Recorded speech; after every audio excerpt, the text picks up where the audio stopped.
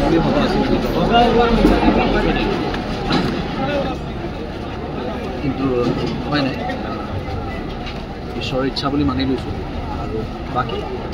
জুবিনৰ বিষয়টো আৰু মই নতুনকৈ একো নাই আমি সমবয়সীয়া বন্ধু দুজন আমাৰ মাজত মতানৈক্যও হয়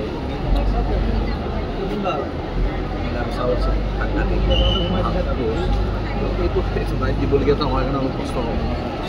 কিন্তু এটলিষ্ট এটা ছেটিছফেকশ্যন মনত যে যেনেকৈ বিচাৰিছিলে তেনেকৈ জীয়া যেনেকৈ বিচাৰিলে তেনেকৈ বৰণ কৰি আমাৰ পৰা আঁতৰি গুচি গ'ল আৰু জুবিনদাক জীয়াই থাকিব আমাৰ মনত আমাৰ আৰু মোৰ লগত চিনেমা ইণ্ডাষ্ট্ৰীত অহাৰ আগৰ বহুত আগৰ পৰা চিনাকি তেতিয়া জুবিনেও আৰম্ভ কৰিছিলে কেৰিয়াৰ এইখিনি সময়ৰ পৰা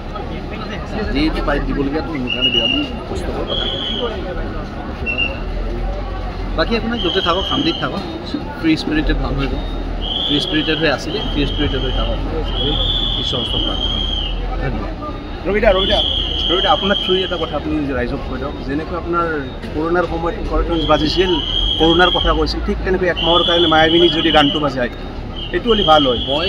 সেইটো কোৱাৰ আচলতে প্ৰয়োজনেই নাই কৰিব লাগে জুবিনৰ যিটো গোটেই অসমৰ ৰাইজৰ সকলোৱে তেওঁৰ ফেনখিনিয়ে ফ'ল' কৰি আছে মানি আছে আৰু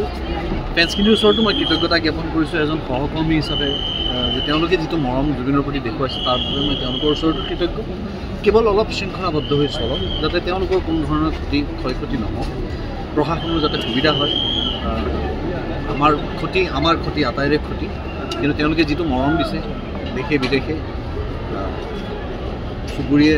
পদূলিয়ে সেইটো মৰমৰ বাবে মই তেওঁলোকৰ ওচৰত কৃতজ্ঞতা জ্ঞাপন কৰিছোঁ